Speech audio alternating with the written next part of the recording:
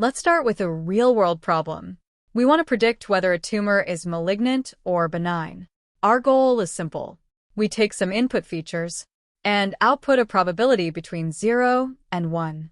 If the probability is close to 1, it's likely malignant.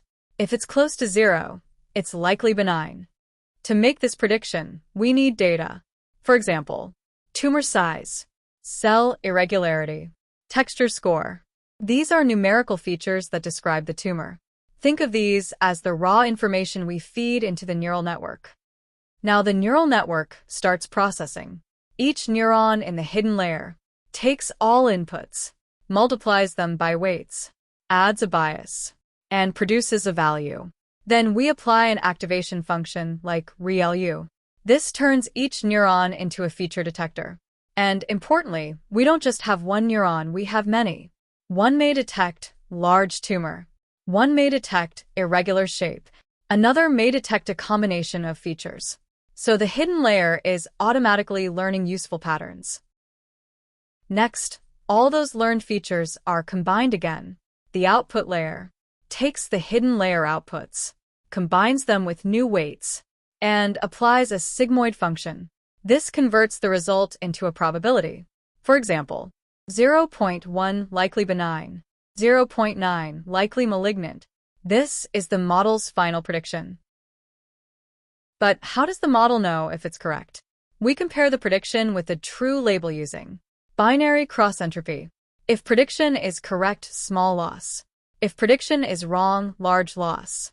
This gives us a number that tells us how bad the prediction is. Now comes the learning step. The model adjusts its weights to reduce the error using backhand index pointing right gradient descent. If a weight causes error, adjust it. If it helps, keep or strengthen it. We control this with a learning rate, which determines how big each update step is.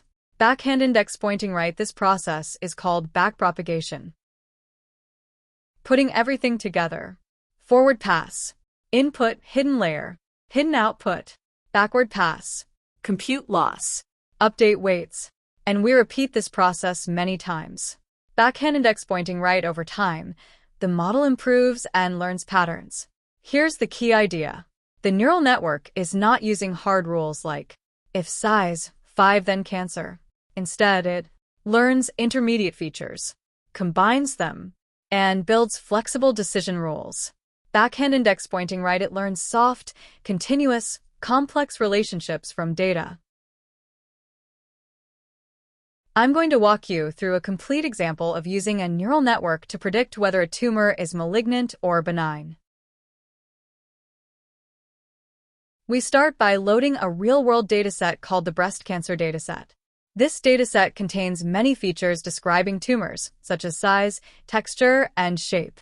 Each sample is labeled as either malignant or benign, which becomes our target. Next, we split the data into two parts, a training set and a test set.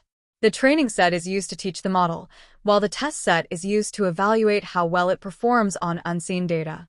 We also make sure the class distribution stays balanced using stratified sampling. Before feeding the data into the neural network, we standardize the features. This step is very important because neural networks work best when all inputs are on a similar scale. Then, we build the neural network using a multi-layer perceptron. In this example, the network has 2 hidden layers with 16 and 8 neurons. We use the ReLU activation function for the hidden layers and the atom optimizer to efficiently update the weights during training. Once the model is defined, we train it using the training data. During this process, the network learns patterns by adjusting its weights to minimize prediction error. After training, we use the model to make predictions on the test data. We obtain both the predicted class labels and the probabilities, which tell us how confident the model is in its predictions. Finally, we evaluate the model using accuracy, a classification report, and a confusion matrix. These metrics help us understand not only how often the model is correct, but also what kinds of mistakes it makes. After I click Run, the result comes out. At the end, we display a few example predictions to see how the model performs in real cases. Overall, this pipeline shows how a neural network can take raw medical data, learn meaningful patterns, and make reliable predictions for tumor classification.